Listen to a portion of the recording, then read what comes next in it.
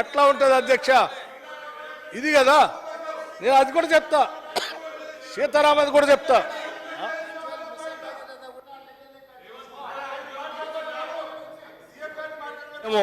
హైదరాబాద్ కోసం అని పెడితే, చివరికి హైదరాబాద్ కోసం అని పెడితే గజ్వేల్ కూడా ఆనుంచే పొక్క పెట్టి తీసుకొని పోయారు నీళ్లు. అధ్యక్ష, హైదరాబాద్కి కావలసిన విధంగా అభివృద్ధి చెందటానికి కావాల్సిన పరిశ్రమలు, ఐటీ సెక్టర్ కావాల్సినటువంటి హైటెక్ సిటీ. ఆ రోజుల్లో రాజీవ్ గాంధీ గారు I can't afford to miss the computer revolution అని భారతదేశం గురించి చాలా స్పష్టంగా చెప్పారు. India miss the industrial revolution, we can't afford to miss the computer revolution అని ఆయన చాలా స్పష్టంగా ఆనాడు ప్రధానమంత్రిగా ఉండి ఇక్కడ కావాల్సినవి పెట్టి, ఫస్ట్ ఇక్కడ కంప్యూటర్ సెంటర్ మెయింటెనెన్స్ సిసి తీసుకొచ్చి పెట్టి, హైదరాబాద్ సెంట్రల్ ఇన్స్టిట్యూట్లో ఆర్టిఫిషియల్ ఇంటెలిజెన్స్ సెంటర్ను కూడా పెట్టి, పెద్ద ఎత్తున ఇక్కడ హైటెక్ సిటీకి ఆనాడు ఎన్ జనార్దన్ రెడ్డి గారు ముఖ్యమంత్రిగా ఉన్నప్పుడు ఫౌండేషన్ స్టోన్ వేసి, అప్పటి నుంచి ఈ నగరాన్ని అలా అలా అలా అభివృద్ధి చేసుకుంటూ పోతూ ఉంటే, మీరు 2014 తర్వాత వచ్చి ఇదంతా అనుభవిస్తూ ఇదంతా నేనే చేశాను అంటే ఎట్లా అధ్యక్ష? ఎట్లా ఉంటుంది? మీరు కూడా చెప్పారు కొన్ని అధ్యక్ష, వీళ్ళు కూడా చెప్పారు కొన్ని. మేము అధికారంలో రాగానే సుందర జలాశయంలా ఉండేటువంటి మంచినీటి కొబ్బరి నీళ్లుగా ఉండే విధంగా ఆ ట్యాంక్ బండ్ను మారుస్తా అన్నారు. అందులోంచి చేశారు అధ్యక్ష? చేయలేదుగా. మీరు చెప్పిన ఏది చేయలేదు. మేము హైదరాబాదు ఈ మాత్రం అభివృద్ధి చేసి ఇకో సిస్టమ్ తయారైంది కాబట్టే ఈరోజు కూడా ప్రపంచవ్యాప్తంగా ఉన్నటువంటి అనేక సంస్థలు ఎక్కడికి వస్తున్నాయి. ఇందాక మిత్రుడు అక్బరుద్దీన్ గారు చెప్పినట్టు, మా వాళ్ళు దావోస్ పోతే, మా ముఖ్యమంత్రి గారు శ్రీధర్ బాబు గారు పోతే దాదాపు 45-48 వేల కోట్ల రూపాయల పెట్టుబడితో మేము హైదరాబాద్లో పెట్టుబడి పెడతామని చెప్పేసి వాళ్ళతో ఎంఓయూ చేసుకున్నాం. దేనికి అధ్యక్ష? ఆనాటి ఆ ప్రభుత్వాలు వేసినటువంటి పునాదులతో ఇక్కడ ఒక ఎకో సిస్టమ్ తయారైంది కాబట్టి వాళ్ళందరూ ఇక్కడ రావడానికి పెట్టడానికి తయారై ఆటోమోడ్లో మేము పెట్టేసాం, అభివృద్ధి చెందుతాం. ఇప్పుడు మళ్ళీ ఈ 10 ఏళ్ళు మీరు రూపాయి ఖర్చు పెట్టలే హైదరాబాద్ మీద. ఇప్పుడు మళ్ళీ ఆనాడు మా వాళ్ళు ఏ దూరదృష్టితో అయితే హైదరాబాద్ నగరం మీద దృష్టి పెట్టి ఇదంతా అభివృద్ధి చేయటం వల్ల ఇంత పెద్ద ఎత్తున రాబడి సర్వీస్ సెక్టర్ నుంచి 65% జీడిపికి వస్తూ ఉందో, మళ్ళీ మేము దూరదృష్టితో ఈ హైదరాబాద్ నగరాన్ని అభివృద్ధి చేస్తేనే భవిష్యత్ తరాలకి ఈ రాష్ట్ర ఆదాయానికి మేలు జరుగుతుందనే ఆలోచనతో 10,000 కోట్ల రూపాయలు హైదరాబాద్కి పెట్టాం. ఇది ముందు చూపు అంటే. అధ్యక్ష, మీరు చేయలేదు కదా, రూపాయి ఖర్చు పెట్టలేదు కదా. అట్లా అధ్యక్ష ఎందుకండి? వారే ఉన్నారు పాపం అధ్యక్ష. అట్లాగే అధ్యక్ష, వీరు చేయకపోగా ఇంకో గొప్ప పని కూడా చేశారు అధ్యక్ష. ఏంది వీరు చేసిన గొప్ప పని అంటే చాలా ఆశ్చర్యం. మనం అందరం కాంగ్రెస్ వాళ్ళు కట్టించి ఆస్తులు ఇస్తే హైదరాబాద్కి మణిహారంగా ఉన్నటువంటి ఓఆర్ఆర్ అధ్యక్ష, ఔటర్ రింగ్ రోడ్డు, అటువంటిది కట్టియపోగా ఉన్నదాన్ని 30 ఏళ్ళకి ఎవరికి అమ్మేశారు అధ్యక్షది. ఇంతకంటే అన్యాయం ఏముంది? దొరికితే చాలా దొరికితే హైటెక్ సిటీ కూడా అమ్మేవాడు. ఎవరైనా అధ్యక్ష వచ్చే పన్నుల్ని, ప్రతి సంవత్సరం వచ్చే పన్నుల్ని వసూలు చేసుకొని ఆ సంవత్సరం బడ్జెట్ పెట్టి రాష్ట్ర ప్రజల అభిప్రాయాలు అవసరాల కోసం తీర్చుకుంటారు. 30 సంవత్సరాలు వచ్చే పన్నుని, అంటే టోల్గేట్ ద్వారా వచ్చే పన్నుని ముందే ఎవరికైనా ఆక్షన్కి ఇచ్చేసి అమ్మేసుకొని పోతారు అధ్యక్ష. ఒకవేళ ఇప్పుడే మేము కూడా ఈ రాష్ట్రంలో వసూలయ్యే పన్నుల్ని 30 సంవత్సరాలకి ఎవరికైనా ఒక పెద్ద కాంట్రాక్ట్ పిలుచుకుని వసూలు చేసుకోయా, ఆ డబ్బులన్నీ ఇప్పుడు మాకు కట్టేసేయని ఆ లక్షల వేల కోట్లు మేము తీసుకొని మేము వెళ్ళిపోతే బాగుంటుంది అధ్యక్ష. అది అర్థం ఉందా దేనికి? అట్లా ఉంది అధ్యక్ష వీళ్ళు చేసింది. ఓఆర్ఆర్ని అడజేస్తుంది. ఏది చేస్తాం అధ్యక్ష? అవసరం వచ్చిన రోజు ఏదైనా చేస్తాం. రాష్ట్ర ప్రజల ప్రయోజనాల కోసం దేనికైనా సిద్ధపడి ఉన్నాం, చేస్తాం కూడా అధ్యక్ష. దాంట్లో రెండో ఆలోచన లేదు మాకు. మీరేమి ఆలోచన చేయాల్సిన అవసరం లేదు అధ్యక్ష. అట్లాగే అధ్యక్ష ఏంటది తీసుకొస్తాం అధ్యక్ష. ఎందుకు మాకేం మొహటమే లేదు అధ్యక్ష, 100% తీసుకొని వస్తాం. ఇక ఆరోగ్యశ్రీ గురించి మాట్లాడారు అధ్యక్ష. వారు ఏం చేశారు? ఆరోగ్యశ్రీ గురించి మీరు తగ్గించారు బడ్జెట్లో. అధ్యక్ష నేను చెప్తా ఉన్నాను, తగ్గించామా? 2014-15లో మీరు పెట్టింది 324 కోట్లు, ఖర్చు పెట్టింది 194, అంటే 194. Not even 200 crores, 60%. పెట్టిందేమో 324, ఖర్చు పెట్టిందేమో 194, 60% కూడా ఖర్చు పెట్టలే. 2016-17 అధ్యక్ష 464 కోట్లు పెట్టారు, 386 రిలీజ్ చేసి వదిలేశారు.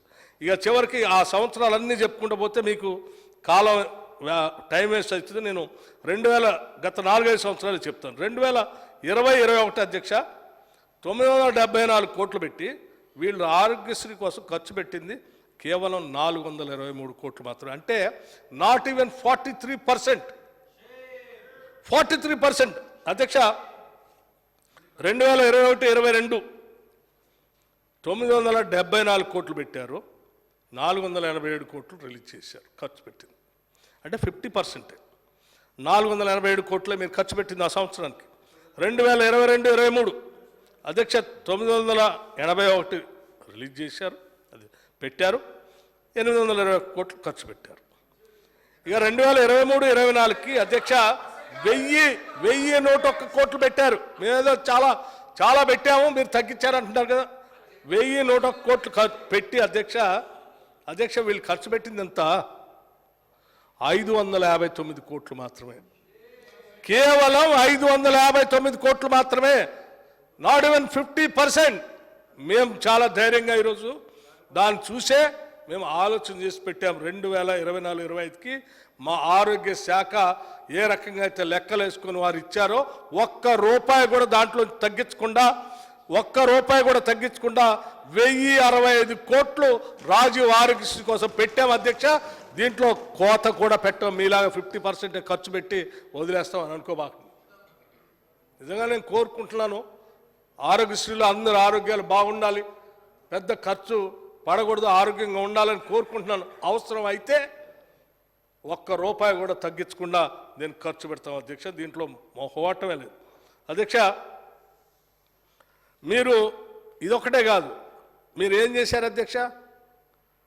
పోనీ ఈ 50% అయినా ఖర్చు పెట్టిన దాన్ని మొత్తం బిల్స్ రిలీజ్ చేసి వెళ్ళారా? లేదే. ఆ బకాయిలు కూడా మాకు ఇచ్చి వెళ్ళారు. మీరు చూడండి, దాదాపు 600 కోట్ల రూపాయలు మాకు బకాయిలు ఇచ్చి వెళ్ళారు. ఆ బకాయిలు కూడా మేము వచ్చిన తర్వాత రిలీజ్ చేశాం.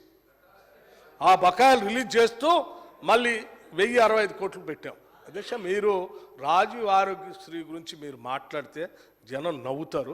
దయచేసి దాని గురించి మాట్లాడబాకండి. ఎందుకంటే ఇది ప్రజలు పేదలకు సంబంధించిన సబ్జెక్టు. దయచేసి మీరు మాట్లాడకండి అధ్యక్ష. పెన్షన్స్ గురించి కూడా మాట్లాడు. పెన్షన్స్ గురించి 2 నెలలు 3 నెలలు పెండింగ్ పెట్టి ఉంచారు, ఇప్పుడు కూడా ఇవ్వలేదు అధ్యక్ష. నేను చెప్తా, మేము పెండింగ్ పెట్టామా మీరు పెండింగ్ పెట్టారా? మా సీతక్క గారు ఇందానే చెప్పింది ఎవరు పెండింగ్ పెట్టారో లెక్కలతో సహా. అధ్యక్ష, మీరు సరిగా పెన్షన్స్ ఇచ్చుంటే ఈ పరిస్థితి ఉండేది కాదు. మీకు ఇవ్వకుండా ఇబ్బంది పెట్టారు కాబట్టే మీకు ఈ సమస్య. మళ్ళీ అయినా కానీ ఇక్కడికి వచ్చి అదే చెప్తా ఉన్నారు. 2014 నుంచి 2023 నవంబర్ వరకు మీరు 2 నెలలు పెన్షన్ ఎగ్గొట్టేశారు. ఆ రికార్డులోంచి ఎగ్గేశారు, ఇయ్యలేదు అధ్యక్షులు. 2 నెలలు పెన్షన్ ఇయ్యలేదు. మమ్మల్ని ఏమో మీరు పెండింగ్ పెట్టారు. చూడండి, లెక్కలు దిద్దాం ఇప్పటికి కూడా అధ్యక్ష. 2 నెలలు పెన్షన్ కనీసం లేట్ అయిపోతే వచ్చే నెల అయినా ఇస్తారు ఎవడైనా, కాకపోతే ఆ వచ్చే నెల అయినా ఇస్తాడు. ఆ పూర్తిగా ఎత్తేసింది ఎవరయ్యా అంటే మీరే. 2 నెలలు, 1 నెల కాదు, 2 నెలలు ఎత్తేసి ఇంకా మమ్మల్ని మీరు ఇయ్యలేదని అంటున్నారు. నేను చెప్తా ఉన్నాను అధ్యక్ష, మేము డిసెంబర్ 2023 నుంచి ఇప్పటి వరకు పెన్షన్ సంబంధించి ప్రతి నెల ఏ ఒక్క నెలది కూడా ఇంకో నెలకి ఓవర్లాప్ కాకుండా ఇచ్చుకుంటూ వచ్చాం. ఏ ఒక్క నెల కూడా పెండింగ్ పెట్టలే మేము. ఎస్ అది మీ పెండింగ్ అయి ఉంటుంది అది అధ్యక్ష. నేను లెక్క కరెక్ట్గా చెప్తా ఉన్నాను. ఏనంటే మీకు డిసెంబర్ 2023 నాడు 911 కోట్లు, జనవరి 2024 710 కోట్లు, ఫిబ్రవరి 2024 1209 కోట్లు, మార్చి 2024 906 కోట్లు, ఏప్రిల్ 2024 1052 కోట్లు, మే 2024 1001 కోటి, జూన్ 2024 కల్లా 999 కోట్లు రిలీజ్ చేశాం. ఈ చివరికి ఈ నెల జూలైది కూడా రిలీజ్ చేశాం. ఒక్క రూపాయి కూడా పెండింగ్ లేదు. జూలై కూడా రిలీజ్ చేశాం. మీలాగా నెలల తరబడి పెండింగ్ పెట్టి అసలు పూర్తిగా లెక్కే లేకుండా వదిలేసి అయిపోయిందే వదిలేసే అనే పరిస్థితులు లేవు. అవ్వని జాగ్రత్తగా కాపాడుతాం. 100% ఇస్తాం. ఏ ఇబ్బంది లేదు సార్ అధ్యక్ష. ఇది నేను అడిగినే చెప్తున్నా అధ్యక్ష. అధ్యక్ష ఏం ఇబ్బంది అధ్యక్ష. అధ్యక్ష ఇంకోటి కూడా అడిగారు మీరు, వాటితో ఏదో గ్రాంటీన్ ఎయిడ్తో పాటు ట్యాక్స్ రెవెన్యూ కూడా ఎట్లా సంపాదిస్తారు. అయ్యా 35,000 కోట్లు ఎట్లా వస్తుంది అయ్యా చెప్తున్నాను అధ్యక్ష. మీ గురించే చెప్తా ఉన్నాను. ఎట్లా వస్తుంది రాబడులు అంటే, ఉదాహరణకు అధ్యక్ష, రాష్ట్రంలో మేమేం పన్నులు వేయం. మీరు అనుకుంటున్నారేమో మేము పన్నులు వేసి ప్రజల మీద భారం వేస్తే మళ్ళీ ఏమైనా వాళ్ళు మాకెళ్ళి వస్తారని ఆశపడుతున్నారు. ఏం అధ్యక్ష, ఆశ పెట్టుకోబాకండి. ఇది ప్రజల ప్రభుత్వం, ప్రజా సంక్షేమం కోసం నిరంతరం పనిచేసే ప్రభుత్వం ఇది అధ్యక్ష. కాకపోతే మేము మీలాగా గాలికి వదిలేయము అడ్మినిస్ట్రేషన్ని. 100% ప్రతి మంత్రి, ముఖ్యమంత్రి గారితో సహా ప్రతి వారం, ప్రతి నెల, అవసరమైతే ప్రతిరోజు ఆ శాఖని రివ్యూ చేస్తూనే ఉంటారు. కావాల్సినటువంటి రెవెన్యూని రాబడుతూనే ఉంటారు. అలా రాబట్టారు.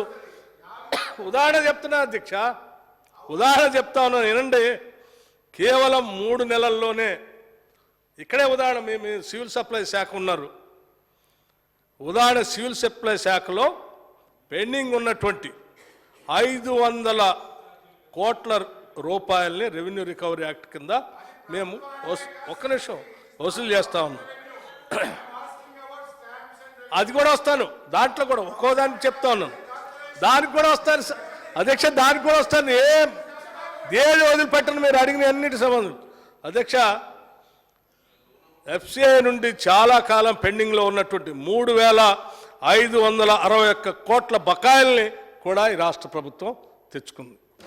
ఇది మా విజయం అధ్యక్ష. బకాయిలు రెవెన్యూ ఎట్లా తెచ్చుకోవాలో మంత్రులుగా చేసేవాళ్ళు రెగ్యులర్ రివ్యూ చేసుకొని ఆల్టర్నేటివ్ రెవెన్యూ రిసోర్సెస్ ఎట్లా చేయాలనే దానిపైన నిత్యం ఆలోచన చేసుకొని ముందుకు పోతా ఉన్నాం. కాబట్టి మీ ఏం కంగారు పడాల్సిన అవసరం లేదు అధ్యక్ష. దాంట్లో చాలా స్పష్టంగా తీసుకోవాల్సినవి చేస్తూ ఉన్నారు. మీరు ఇంకేదో చెప్పారు, భూముల గురించి అన్నారు. భూముల గురించి అధ్యక్ష ఏం కంగారు పడకండి. మీలాగా మేము అప్పనంగా రిజిస్ట్రేషన్స్ గురించి అండి అధ్యక్ష. వాళ్ళే రిజిస్ట్రేషన్స్ ఎట్లా గుర్తు చేసి అధ్యక్ష. ఎల్ఆర్ఎస్ ఎన్ని లక్షలు అండి? దాదాపు 25,50,000. ఒక్క నిమిషం ఏమండి, 25 లక్షల అప్లికేషన్లు పెండింగ్ ఉన్నాయి. ఒక్క నిమిషం, 25 లక్షల అధ్యక్ష. ఏం చేశారు మీరు? ఏం చేశారు మీరు? ఏం చేశారంటున్నా.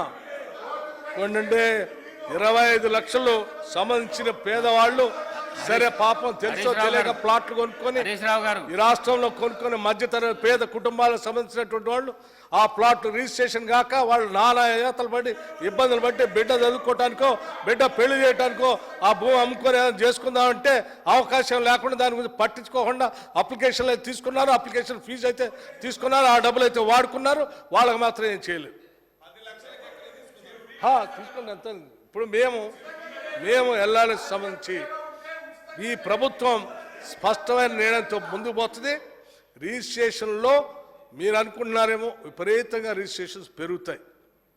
ఈ రాష్ట్రంలో హైదరాబాద్లో నిన్నటి నుంచి అసలు రియల్ ఎస్టేట్ రంగం కానీ కన్స్ట్రక్షన్ రంగం కానీ పెద్ద ఎత్తున పండగ వాతావరణంలా చేస్తూ ఉన్నారు. 10,000 కోట్లు పెట్టారు హైదరాబాద్కి. మేము విపరీతంగా రియల్ ఎస్టేట్ రిజిస్ట్రేషన్స్ అన్నీ మొదలు పెడతామని చెప్తాం. పెద్ద పండగలా తయారైంది. ఏం కంగారు పడకండి. రెవెన్యూస్ ఎట్లా రియలైజ్ చేయాలో చేస్తాం. మేము అద్భుతంగా చేస్తాం. అధ్యక్ష, హరీష్ రావు గారు పొద్దాక డబ్బులు రావేమో, అది రాదేమో, ఇది రాదేమో అని చెప్పి వదిలేశారు. మేము అన్ని రకాలుగా మేము చెప్పిన దాన్ని ప్రతి దాన్ని నేను ఇంకో మాట కూడా ఉన్నారు ఏదో మార్టిన్ లూథర్ కింగ్ గారి గురించి కూడా ఉటంకించారు. Each betrayal starts from trust అని. అధ్యక్ష ఇది అసలు ఏమైనా వర్తిస్తే మీరా చెప్పగలిగేది ఆ మాట? మీరు చెప్పొచ్చు అసలు ఆ మాట? మార్టిన్ లూథర్ కింగ్ గురించి మీరు మాట్లాడచ్చు అసలు?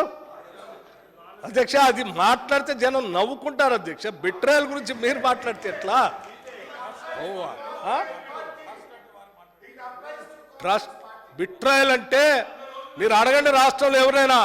బిట్రేయల్ అనగానే బీఆర్ఎస్ అంటారు, ట్రస్ట్ అనగానే కాంగ్రెస్ అంటారు. అది కదా మీరు మాట్లాడితే ఎట్లా? మేము మాట్లాడాల్సింది మీరు మాట్లాడితే ఎట్లా సార్? అధ్యక్ష అది తప్పది. మీరు అనవసరంగా మార్టిన్ లూథర్ కింగ్ నీడ పిలిచి అనవసరంగా ఆయన అవమానపరచబాకండి అధ్యక్ష. అట్లాగే అధ్యక్ష వద్దు అధ్యక్ష. అధ్యక్ష ఇంకా హరీష్ రావు గారితో పాటు ఇస్తాం అధ్యక్ష, చేద్దామనే కదా మేము. మీరు ఎన్ని మాట్లాడినా నేను ఇంకో మాట కూడా చెప్తున్నాను. అపోజిషన్ సంబంధించినటువంటి పెద్దలందరూ మీరు బాగా మాట్లాడాలని, మీరు మాకు బాగా చెప్పాలని ఒక్క నిమిషం నన్ను చెప్పలేను. మీరు బాగా చెప్పాలని, మీరు బాగా మాకు సలహాలు సూచనలు ఇవ్వాలని, ఈ ప్రజాస్వామ్యంలో ప్రతిపక్షం గట్టిగా ఉండాలని చాలా గట్టిగా నమ్మేటువంటి పార్టీ ప్రభుత్వం మాది. మీరు ఎంత ఆగ్రహించినా, మీరు ఎంత తప్పుడు సమాచారం మా మీద వేసి మమ్మల్ని బురద జల్లాలని ప్రయత్నం చేసినా మాకు కోపం రాదు, ఆవేశం కూడా రాదు. మేము స్పష్టంగా ప్రజల అవసరాల కోసం అన్నీ వింటాం, సంయమనంతో ఉంటాం, ఆలోచన చేస్తాం. ఒకవేళ మీరు చెప్పింది అందులో ఏదైనా రైట్ ఉంటే దాన్ని కూడా మేము అవసరమైతే ఇంట్రాస్పెక్ట్ చేసుకోవడానికి కూడా సిద్ధంగా ఉన్నాం. మా కోపమే రాదు, రానే రాదు. స్పష్టంగా మేమందరం ఒక కమిట్మెంట్తో ఉన్నాం. ఎవరు ఏమనుకున్నా సరే, ఎన్ని తిట్లు ఎన్ని ఇబ్బందులు పెట్టినా అంతిమంగా ఈ రాష్ట్ర ప్రయోజనాలే మనకు ముఖ్యం కాబట్టి వాళ్ళే మన కళ్ళల్లో కనపడతారు. వాళ్ళ కోసమే మేము చేసుకుంటూ పోతా ఉన్నాం. కాబట్టి మేము స్వాగతిస్తూ ఉన్నాం. మిమ్మల్ని చెప్పండి, ఎన్ని చెప్పినా కానీ మేము నెమ్మదిగా సమాధానం చెప్పుకుంటూ పోతాం. మీరు అట్లాగే చెప్తూ ఉండాలని కూడా కోరుకుంటున్నాను. అధ్యక్ష మిత్రులు అక్బరుద్దీన్ గారు కొన్ని విషయాలు చెప్పారు. కొంత సమయం ఇవ్వాలి ప్రభుత్వానికి, కొద్ది సమయం అయింది నిజమే అని చెప్పి వారు చెప్పడమే కాదు, ఈ ప్రభుత్వాన్ని పెట్టినటువంటి బడ్జెట్ మీద కొన్ని అంశాలపైన అభినందించారు కూడా. వారి నా హృదయపూర్వకమైనటువంటి ధన్యవాదాలు కూడా. అది చెప్తూ అధ్యక్ష ఒక రేషన్ కార్డ్స్ గురించి కూడా అడిగారు. వారు చెప్పిన అంశాలన్నీ కూడా రాసుకున్నాను. రేషన్ కార్డ్స్ సంబంధించి ఇప్పటికే ముఖ్యమంత్రి గారు ఒక క్యాబినెట్ సబ్ కమిటీ వేసి, ఆ తర్వాత ఆ సబ్ కమిటీ కొత్తగా రేషన్ కార్డు ఇచ్చేటువంటి వాళ్ళకి ఏ రకమైనటువంటి విధి విధానాలు అందులో పొందుపరచాలనేటువంటి ఆలోచన చేసిన తర్వాత రేషన్ కార్డు నిర్ణయం తీసుకుందామని చెప్పారు. త్వరలోనే ఆ కార్యక్రమం కూడా జరుగుతుందని వారికి నేను ఈ సభ సందర్భంగా తెలియజేస్తా ఉన్నాను. అట్లాగే అధ్యక్ష ఎడ్యుకేషన్ గురించి కూడా అడిగారు. మన బడి స్టార్ట్ అయింది, నిధులంతా ఎక్కడ పోయినాయో ఏమో పని జరగట్లేదు. అధ్యక్ష దీనికి సంబంధించి మధ్యలో మోడల్ కోడ్ ఆఫ్ కండక్ట్ రావటం వలన కంటిన్యూస్ మానిటరింగ్ చేసేటువంటి అవకాశం ఎలక్షన్ కమిషన్ వాళ్ళు నిబంధనలు పెట్టడం వలన ఆ శాఖ చూస్తున్నటువంటి ముఖ్యమంత్రి గారు ఆ 2 నెలలు 3 నెలలు అది లోతుగా అధ్యయనం చేయడానికి కొన్ని ఎలక్షన్ కమిషన్ ఇబ్బందితో పక్కన ఉంది. అది అయిన వెంటనే దానికంటే ముందు తర్వాత కూడా ఎడ్యుకేషన్ డిపార్ట్మెంట్ పిలిచి చాలా లోతుగా రివ్యూ చేసి ఎప్పుడూ లేని విధంగా దాదాపు 16-17 టీచర్లకు ప్రమోషన్స్ ఇచ్చి, ఇంతవరకు ఎప్పుడు ప్రమోషన్స్ లేవు అధ్యక్ష, 10 ఏళ్ళు దాదాపు 16,000 మంది టీచర్స్కి ప్రమోషన్స్ ఇచ్చి 30-35 మంది ట్రాన్స్ఫర్స్, ఎటువంటి ఇబ్బంది అలజడి లేకుండా చేసి, అట్లాగే మన ఊరు ఈ బడి కోసం మనం వెచ్చించిన నిధులన్నింటినీ స్పష్టంగా ఖర్చు అవుతున్నాయా లేదా అని నేరుగా వాటిని చూడటానికి సమన్వయపరచడానికి మహిళా సంఘాలకు ఒప్పజెప్పి, ఈ రాష్ట్రంలో ఉన్నటువంటి మహిళా సంఘాలు డ్వాక్రా సంఘాలకు సంబంధించిన మహిళలకు ఒప్పజెప్పి మీరు దగ్గరుండి ఆ పని చేపించే కార్యక్రమం చేయండి. ఎందుకంటే ఆ పాఠశాలలో చదువుకున్నటువంటి బిడ్డలంతా పేద బడుగు బలహీన వర్గాలకి సంబంధించినటువంటి వాళ్ళు. మీరు దగ్గరుండి చేపించండి, ప్రతి రూపాయి ఎప్పుడు అవసరమైతే ఆవిడ రిలీజ్ చేయడానికి సిద్ధంగా ఉన్నామని చెప్పి ఆదేశాలు ఇచ్చారు. అది ఇస్తూనే ఇంతకంటే ఇంకా మెరుగైనటువంటి విద్య ఎట్లా అందించాలనేటువంటి ఆలోచన ఆ రివ్యూలోంచి వచ్చింది ఆలోచన. అంగన్వాడీ స్కూల్ నుంచి ఇంటిగ్రేటెడ్ రెసిడెన్షియల్ స్కూల్స్గా మార్చడానికి. ఒకసారి ఆలోచన చేయండి అధ్యక్ష. ఒక మండలంలో 30 గ్రామాలు ఉంటే 10 గ్రామాలు కలిపి ఒక రెసిడెన్షియల్ స్కూల్ పెట్టి, ఆ రెసిడెన్షియల్ స్కూల్లో అందులో ఉండాలనుకున్నటువంటి అందులో ఉండొచ్చు. ఒకవేళ దగ్గరలో ఉన్నటువంటి తల్లిదండ్రులు నా బిడ్డ నా దగ్గరే ఉండాలా, పేరెంటల్ కేర్ ఇబ్బంది అవుతుంది అనుకుంటే వాళ్ళకి ట్రాన్స్పోర్టేషన్ ఇవ్వటానికి కూడా ఒక ఇంటిగ్రేటెడ్ ఆలోచన, ఎస్సీ ఎస్టీ బీసీ మైనార్టీలకు సంబంధించినటువంటి లేదా పేద వర్గాలకు సంబంధించినటువంటి వాళ్ళకి అన్ఎంప్లాయిడ్ స్కీమ్ కింద ఆ ట్రాన్స్పోర్టేషన్ సంబంధించినటువంటి బస్సులు వాళ్ళకి కేటాయించి వాళ్ళతో రవాణా సౌకర్యం ఆ పిల్లల కోసం చేపించేటువంటి ఒక ఇంటిగ్రేటెడ్ మాస్టర్ ప్లాన్ని విద్యా విధానం కోసం తయారు చేసి ముందుకు పోతున్నాం అధ్యక్ష. ఇది తప్పనిసరిగా విజయవంతం కావాలని నేను ఆ సభ అందరి తరఫున మనస్ఫూర్తిగా కోరుకుంటున్నాను అధ్యక్ష. అట్లాగే అధ్యక్ష అక్బర్ భాయ్ ఇంకో మాట కూడా అన్నారు. డిమానిటైజేషన్ సందర్భంగా అప్పుడు ముఖ్యమంత్రి గారు అట్లా మాట్లాడారు. ఇప్పుడు కూడా మేము చెప్తా ఉంటే వేరే రకంగా ఈ ప్రభుత్వానికి కూడా అంటా ఉన్నాం. మీకేమైనా కోపం వస్తే రావచ్చు అంటే ఏం లేదు అధ్యక్ష, నేను అక్బర్ భాయ్కి చెప్తా ఉన్నాను, మాకు అసలు కోపమే లేదు, కోపం రాదు కూడా. ఎందుకంటే మీరు చెప్పినా వారు చెప్పినా అందరం కూడా ప్రజల అవసరాల కోసం బాగు చేయాలని చెప్తా ఉన్నారు కాబట్టి అందులో సహేతుకం ఉంటే మేము అసలు పూర్తిగా సంపూర్ణంగా అదే కమిట్మెంట్తో ఉన్నాం కాబట్టి డెఫినెట్గా సౌహృదంతో స్వీకరిస్తాం. 100% మీరు చెప్పిన కోపం లేకుండా పూర్తిగా వింటాం. అత్యంత ప్రజాస్వామ్యవాదులుగా డెమోక్రట్గా ఈ గవర్నమెంట్ ఉంటుందని కూడా ఈ సందర్భంగా మీకు మనవి చేస్తూ నేను ఇంకో విషయం కూడా చెప్తాను. ఎస్, మీరేదో బడ్జెట్ పెట్టేటప్పుడు అంబిషన్గా ఎక్కువ పెట్టారు. ఎస్, వీఆర్ అంబిషియస్, 100% అంబిషియస్ అధ్యక్ష. అందులో ఏం మొహటం లేదు. We are dreaming big. ఈ రాష్ట్ర ప్రజల కోసం అద్భుతంగా వీళ్ళు తయారు కావాలా, మానవ వనరులు బాగా అభివృద్ధి చెందాలా, ఇన్ఫ్రాస్ట్రక్చర్ అభివృద్ధి చెందాలా, ఎడ్యుకేషన్ అభివృద్ధి చెందాలా, అందరికీ ఇల్లు రావాలి, అందరికీ నీళ్లు రావాలి, అన్ని ఎకరాలకు నీళ్లు పారాలని మేము చాలా పెద్దగా డ్రీమ్ చేస్తున్నాం అధ్యక్ష. We are ambitious and we are sure that we will definitely achieve our ambitions also. డెఫినెట్గా మేము ఆ దిశలో వెళ్తా ఉన్నాం అధ్యక్ష. అట్లాగే ఇంకో మాట కూడా అడిగారు. చార్మినార్ పరిసర ప్రాంతాల్లో ఉన్నటువంటి అంశానికి సంబంధించి పెడస్ట్రనైజేషన్ ప్రోగ్రామ్ చాలా ఆ ప్రభుత్వం చెప్పింది, ఇప్పుడు కూడా మీరు కూడా ఏం పట్టించుకోలేదు దీంట్లో అన్నారు. సరే, వాళ్ళు చెప్పి వదిలేయటం. మీరు ఒకసారి కథ కూడా చెప్పారు. మీరు ఆ రోజుల్లో అక్కడ ఉండి ముఖ్యమంత్రి గారు ఒక కథ చెప్పారు. మీ చెవుకి వినసొంపు అయింది నేను చెప్పాను, నీ చెవుకి వినసొంపు అయింది నేను చెప్పాను, దానికి దీనికి చెల్లు పోరాభాయ్ అని ఆ రాజు అన్నట్టు అట్లాగే అది అయిపోయింది మీరు అన్నట్టే. కానీ మేము అట్లా లేదు అధ్యక్ష. 100% ఈ హైదరాబాద్ నగరానికి సంబంధించి నేనే 2-3 సార్లు రివ్యూ మీటింగ్లో విన్నాను. నేను ముఖ్యమంత్రి గారు మున్సిపల్ అడ్మినిస్ట్రేషన్ రివ్యూ మీటింగ్లో కూర్చున్నప్పుడు చాలా స్పష్టంగా ఆ అధికారులు అందరికీ చెప్పారు, కేవలం న్యూ సిటీని డెవలప్ చేయటమే కాదు, old city is our heritage.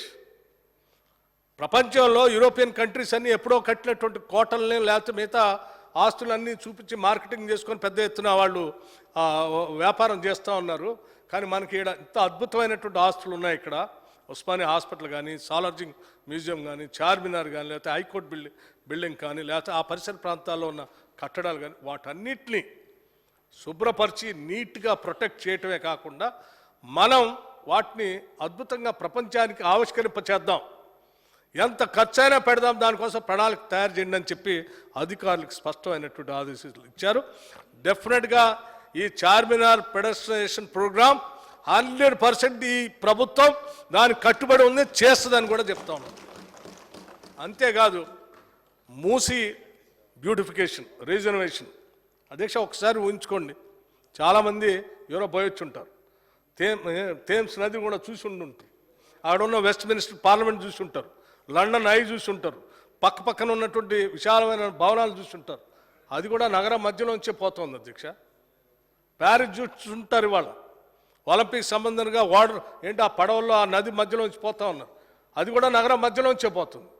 మరి మన హైదరాబాద్లో కూడా నగరం మధ్యలోంచే మూసీ నది పోతుంది. మనం కూడా ఆ రకంగా ఎందుకు చేసుకోలేమనేటువంటి ఆలోచనతోనే మూసీ రిజర్వేషన్ ప్రోగ్రాం చేయాలనేటువంటి ఆలోచనతో ఈ ప్రభుత్వం రాగానే ఆ శాఖ ఉన్నటువంటి ముఖ్యమంత్రి గారు నా first thrust priority Musi reservation, దీంట్లోకి గోదావరి నీళ్లు తీసుకొచ్చి ప్రవహింపజేస్తాం, అటు ఇటు రిక్రియేషన్ జోన్లు పెడతాం, అద్భుతంగా థీమ్ పార్క్స్ తయారు చేస్తాం, దీన్ని ప్రపంచానికి హైదరాబాద్ నగరం ఏంటో ఆవిష్కరింపజేస్తాం. థేమ్స్ నది పరివాహక ప్రాంతంలో ఉన్నట్టుగా హైదరాబాదు మూసీ పరిసర ప్రాంతాల్లో కూడా ఉండేటట్టుగా చేస్తామని చెప్పి ఆ రోజు నుంచి ఈ రోజు వరకు అనేక ప్రణాళికలు తయారు చేసుకొని ముందుకు పోతా ఉన్నాం. అది పూర్తి అయితే నిజంగా హైదరాబాద్ నగరం అనేది నాకు తెలిసి ఈ దేశంలోనే ఇది ఒక తలమానికంగా తయారైనటువంటి అద్భుతమైనటువంటి గ్లోబల్ సిటీగా, ప్రపంచ పర్యాటకులను ఆకర్షించేటువంటి సిటీగా ఇది తయారవుతుంది. అధ్యక్ష, చేస్తాం 100% చేయడానికి దానికి కావాల్సిన నిధులను కూడా దాంట్లో పొందుపరిచాం. అధ్యక్ష, అక్బర్ గారికి మాటిస్తూ ఉన్నాం, హైదరాబాద్ అనేది మనందరిది, ఈ రాష్ట్రాన్ని, ఈ రాష్ట్ర వనరుల్ని ఆస్తుల్ని కాపాడుకోవటం మనందరి బాధ్యత. 100% చేస్తామని వారికి ఈ సందర్భంగా మనవి చేస్తూ, అట్లాగే కొన్ని ఛానల్స్ అధ్యక్ష, ఇది నాకు కూడా బాధ అనిపించింది, కొన్ని ఛానల్స్ నిన్న బడ్జెట్ ప్రజెంట్ చేసిన దగ్గర నుంచి కొద్దిమంది నాయకులు అని చెప్పుకునేటువంటి వాళ్ళు కూడా కాంగ్రెస్ ప్రభుత్వం ప్రవేశపెట్టినటువంటి బడ్జెట్లో మైనార్టీ సోదరుల కోసం 3,000 కోట్ల రూపాయలు పొందుపరిచారు, హిందువులకు అంతా తీసేశారు, చాలా అన్యాయం జరుగుతుందని. ఇదేనా ఆ పండక్కి 2 కోట్లు ఇచ్చారు, లేకపోతే ఈ పండగకి 5 కోట్లు ఇచ్చారని మాట్లాడతాను. అధ్యక్ష, నిజంగా నేను బరువు ఎక్కిన హృదయంతో మాట్లాడుతున్నా. ఇది ఎంత బాధాకరం. నాయకులుగా మనం ఈ సమాజంలో విషం చిమ్మి సమాజాన్ని విడమర్చి ఏం చేద్దామని, ఏం చేస్తా ఉన్నాం? ఎవరికి తక్కువ పెట్టాం? ఎస్సీ ఎస్టీలకు తగ్గించి మైనార్టీకి 3,000 కోట్లు పెట్టారన్నారు. ఏడ తగ్గించాం? పెద్ద ఎత్తున నిధులు ఇచ్చాం. ఈసారి కని విని ఎరగని విధంగా ఇచ్చాం. 2 కోట్లు ఎక్కడో పండగ ఖర్చు పెట్టారా మీరు హిందువుల పండుగ? చెప్తాను అధ్యక్ష గర్వంగా, మా ప్రభుత్వం వచ్చిన తర్వాత సమ్మక్క సార్లకి 100 కోట్లు పైబడి రిలీజ్ చేసి పెద్ద ఎత్తున పండుగ చేశాం. ఇవాళ బోనాల పండుగ ప్రతి గుడికి డబ్బులు ఇచ్చాం. 75 కోట్లు, 25 కోట్లు బోనాలకు ఇచ్చాం. ఎక్కడ పండగ జరిగితే అక్కడ ఇచ్చాం. తప్పే ఇది. ఇట్లా ఈ రకంగా విషం జిమ్మి కావాలని ఒక రాష్ట్రం మీద ఈ రకమైన ప్రచారం చేస్తూ ఉంటే నిజంగా బాధ అనిపిస్తూ ఉంది అధ్యక్ష. నాయకులు అనుకున్నటువంటి వాళ్ళు కూడా, లెజిస్లేటర్స్కి ఎదిగినటువంటి వాళ్ళు కూడా ఈ రకమైనటువంటి తప్పుడు ప్రచారం చేసి ప్రశాంతంగా ఉన్నటువంటి హైదరాబాద్ నగరాన్నో దేశాన్నో కలుషితం చేసి అందులో ఉంచి బతుకుదామనుకుంటే అంతకంటే దుర్మార్గం ఏది లేదని నేను చాలా స్పష్టంగా ఈరోజు సభ ముందు మీ ద్వారా తెలియజేస్తా ఉన్నాను. అధ్యక్ష, ఈ ప్రభుత్వం అన్ని వర్గాల వారిని సమానంగా చూసుకుంటూ అందరినీ అభివృద్ధి చేసుకుంటూ ముందుకు తీసుకొని పోవటం. ఏడ పుట్టిన ప్రతి బిడ్డ తెలంగాణ బిడ్డే. కులం కాదు, మతం కాదు, ఇంకేది కాదు. తెలంగాణలో పుట్టిన ప్రతి బిడ్డ తెలంగాణ బిడ్డే. ప్రతి బిడ్డ ఈ ప్రపంచంతో పోటీ పడాల్సిందే. ఆ స్థాయిలో అభివృద్ధి చేయడం కోసం నిధులు ఖర్చు పెడతాం. ఎవడో పనికిమాలినోడు బయట కూర్చొని తలకమాసినోడు అడ్డగోలుగా ఒక విషం జిమ్మి ఈ రకంగా ప్రచారం చేస్తే క్షమించదు ఈ రాష్ట్రం, ఈ సమాజం కూడా క్షమించదు. అధ్యక్ష, మేము అక్బరుద్దీన్ గారికి కూడా చెప్తున్నాం, తప్పనిసరిగా ఇది నేను సభలో చెప్పాలనే ఆలోచనతోనే నేను పొద్దున బయట ఖండించలేదు. ఎందుకంటే ఈ సభలో ప్రవేశపెట్టినటువంటి బడ్జెట్ కాబట్టి తప్పనిసరిగా మళ్ళీ నేను బయట మాట్లాడతాను కూడా దీని గురించి. అట్లాగే అధ్యక్ష, వారు చివరిగా ముగిసేటప్పుడు ఇంకో మాట కూడా అన్నారు, हम लड़ेंगे, हम झगड़ा करेंगे. भाई, आप लड़ सकते,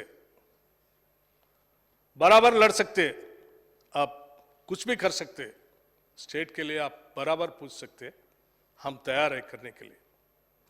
వారు ఒక్కడికే కాదు, ఈ సభలో ఉన్న వాళ్ళందరూ చెప్తా ఉన్నాను, మీరు కొట్లాడొచ్చు, మాతో మీరు కొట్లాడొచ్చు, గొంతు ఇప్పి చెప్పొచ్చు, మేము స్వాగతిస్తాం. అది ప్రజలకు సంబంధించిందంటే తూచా తప్పకుండా దాన్ని అమలు చేస్తామని ఈ సందర్భంగా సభలో ఉన్నటువంటి పెద్దలందరికీ కూడా చెప్తా ఉన్నాం. ఈ ప్రభుత్వం ఇదేదో కేవలం కాంగ్రెస్ పార్టీకి సంబంధించిన ప్రభుత్వం కాదండి, అందరికి సంబంధించిన ప్రభుత్వం, ప్రజలందరి ప్రభుత్వం. ఈ సభలో ఉన్న వాళ్ళందరికీ బాధ్యత ఉంది ఈ ప్రభుత్వానికి డైరెక్ట్ చేయడానికి, గైడ్ చేయడానికి డెఫినెట్గా మేము తీసుకుంటామని చెప్తా ఉన్నాం. అధ్యక్ష, అట్లాగే కోననేని సాంబశివరావు గారు డ్వాక్రా సంఘాలకు సంబంధించి వారు మేము చేసిన దాన్ని అభినందించారు. చాలా సంతోషం. తప్పనిసరిగా ఇంకా మేము 20,000 కోట్లు అనుకుంటున్నాం సంవత్సరానికి. అది దాటితే కూడా దాటవచ్చు అధ్యక్ష, 25,000 కోట్లు కూడా పోవచ్చు.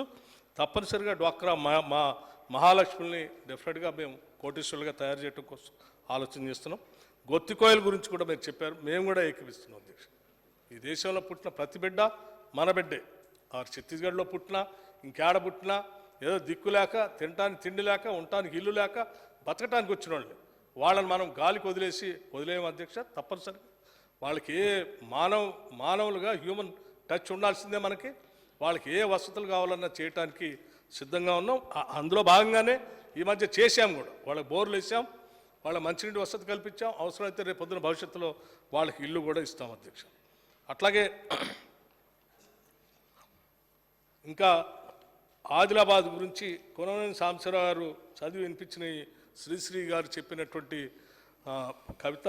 కవితలు కూడా చెప్పి వినిపించారు. తప్పనిసరిగా వాటన్నిటిని పరిగణలో తీసుకుంటాం అధ్యక్ష.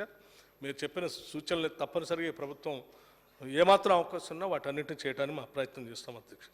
అట్లాగే పాయల శంకర్ గారు మాట్లాడుతూ, అధ్యక్ష మాకు అన్నీ చేశారు కానీ ఆదిలాబాద్లో కొన్ని ఏదో మిస్ అయ్యని, మాది వెనకబడిన జిల్లా, మా పట్టించుకోలేదన్న. అధ్యక్ష, ఏం లేదు, ఆదిలాబాద్ జిల్లా అంటే కాంగ్రెస్ పార్టీకి చాలా ఇష్టమైన జిల్లా, ప్రీతిపాత్రమైనటువంటి జిల్లా. అత్యంత వెనుకబడి ఉన్నటువంటి గిరిజన సోదరులు ఉన్నటువంటి ప్రాంతం. దాన్ని బాగా అభివృద్ధి చేయాలనే ఆలోచన మాకు చాలా స్పష్టంగా ఉంది.